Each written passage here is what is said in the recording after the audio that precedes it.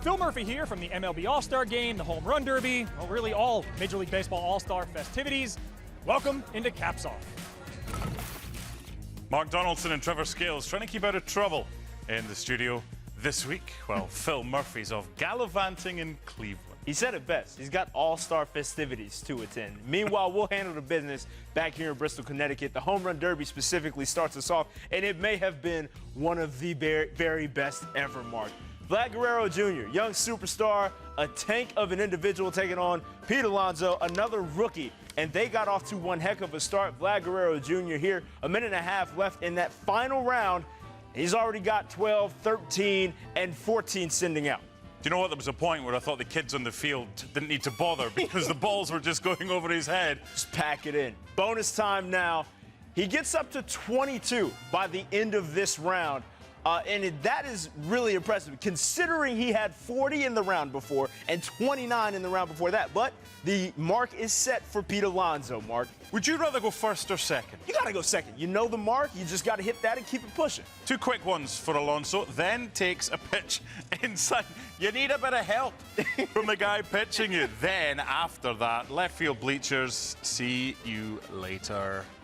Look at that, 18 already, and he takes the timeout with still over a minute to go. And he knew he had it at that point. I think I would too. He was rolling, he had the rhythm going, he was hitting them all over the ballpark. And there's your winner, bat flip included. Sends that one off. Pete Alonso, your home run derby champion. Phil Murphy was there to take it all in. What you got for us, Phil? Mark, Trev, it is appropriate that in the youngest home run derby field ever, that two rookies take center stage in the final.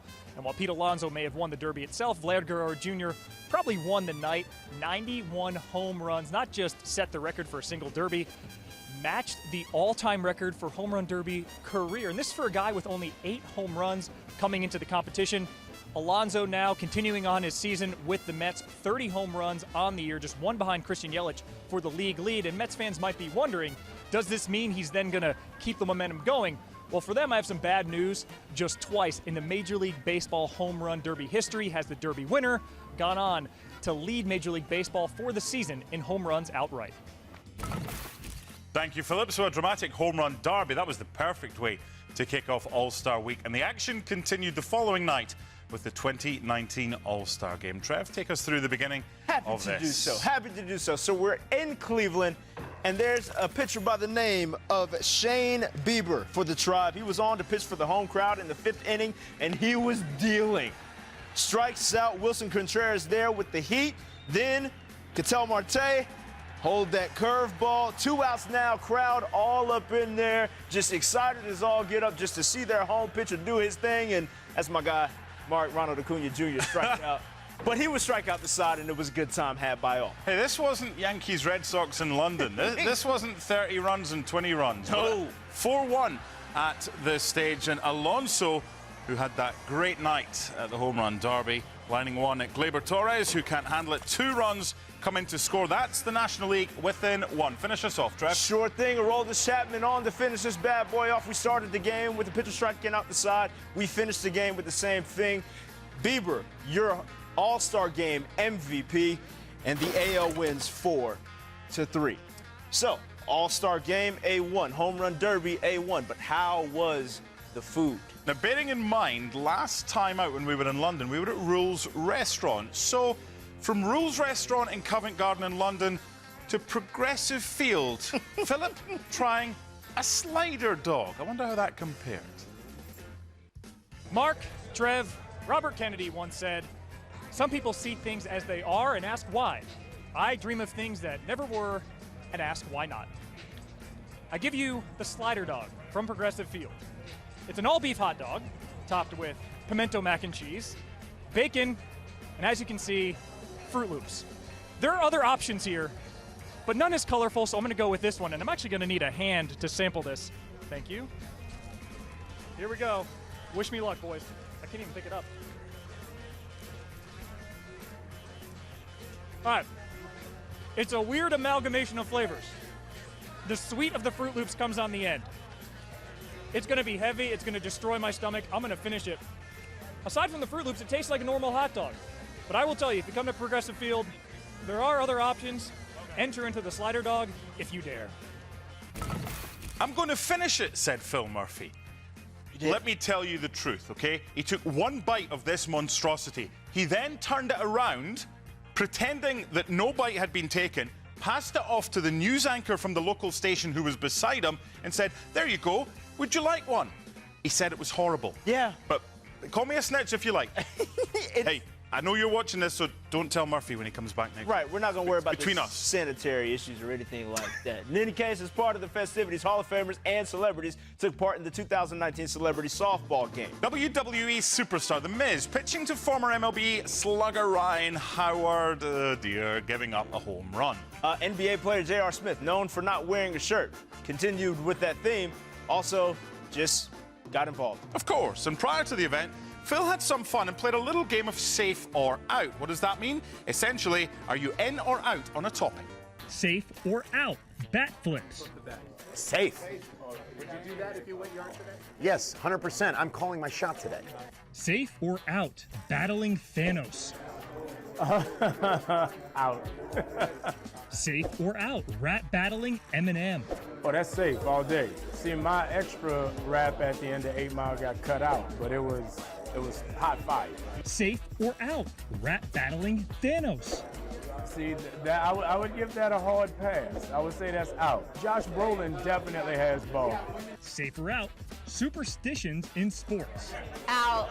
Sometimes it's not needed because what if you go overseas and you can't get a banana before you compete or whatnot? So that's why I say it's out, because I don't have any superstitions and I try not to for that reason. Safe or out. Baseball's unwritten rules. Out. No, well, you know, the players have these rules that they try to stick to, but to me they don't make sense. If you flip your bat, you can't be mad at that. He got the best of you. That's mano a mano. Browns to the Super Bowl this year. Safe. And Baker Mayfield will be MVP, as well as Jarvis Landry and Odell Beckham Jr. will have the most wide receiver yards. Nick Chubb will have the most yards in rushing, and the defense will be #1. Whoa. Okay, so Jay-Z once said, I made a Yankee hat more famous than a Yankee can. But in actuality, the Yankee logo is nothing new. Suits you, sir. Yeah, I appreciate that. We try to rock it well around here. Here's Sam Borden on why the Yankee logo is one of the most famous brands in all of sports. Wherever you are in the world, whether at the Sydney Opera House or the Great Wall of China, the Eiffel Tower, or London Bridge, one truth is impossible to ignore. A Yankees logo is never that far away. their interlocking NY is one of the most famous brands in all of sports, and it can be seen anywhere and on anybody. Movie stars, musicians, even models on the catwalk. You go and see people who wear a New York Yankees logo, and they won't be doing that necessarily because they are hardcore fans of the New York Yankees, but because it represents something bigger and richer than just a baseball team. And of course it helps that there's been this translation of those marks from purely the sporting domain into the entertainment, pop culture, and then very soon you begin to see actually people all over the world want to associate themselves with that city and everything it stands for.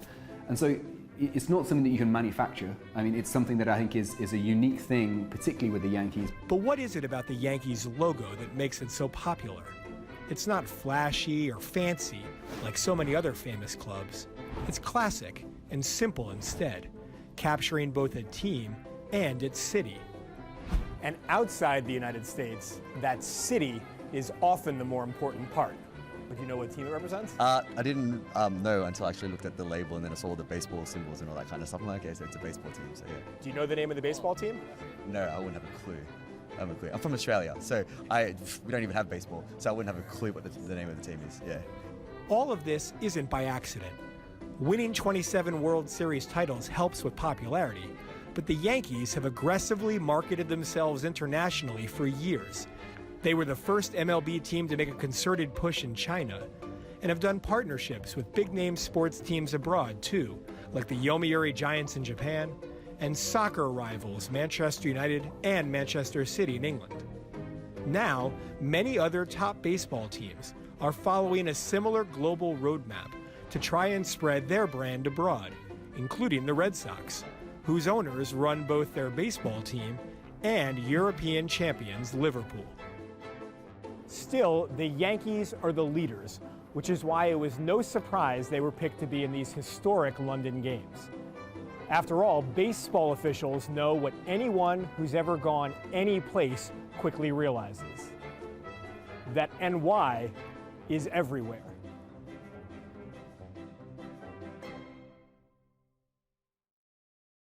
Thank you, Sam. Now, as we do every week, we have our top defensive plays of the week. Defensive or defense? Thank you. Yes, okay. But it's not the week this time because it's the entire first half of the season. We've picked out our best three. We're going to start you at number 3 with the Blue Jays and the Athletics. Freddie Galvis making this over-the-shoulder, bare-handed catch on Jose Fegley. You like Back that? it down, big fella. Dreads waving in the wind at all. Don't try that at home. Why don't you have number 2 for us? I will. Number 2, Reds Athletics. Ramon Laureano going back to the wall and pulling off the robbery. Context is important here, Mark, because he's helped put in for a no-hitter from Mike Fiers against Joey Votto and the Reds. That was good, but it wasn't number 1. Red Sox, Orioles, Jackie Bradley Jr. Trey Mancini's just like, yeah, home run. No walk-off home run. Jackie does it again. That's just one you got to tip your cap to. Now, my takeaway from All-Star Week, a lot of young talent I'm excited for. Your takeaway has something to do with it? Well, certainly not Phil Murphy's takeaway because he only managed a bite of it. By the way, second half of the season to come, who's in the World Series? Give me Yankees, give me Braves. I'll take Hometown kid. Yankees and Dodgers, even though I had Astros at the start of the season. I'm allowed to change my mind. Bye.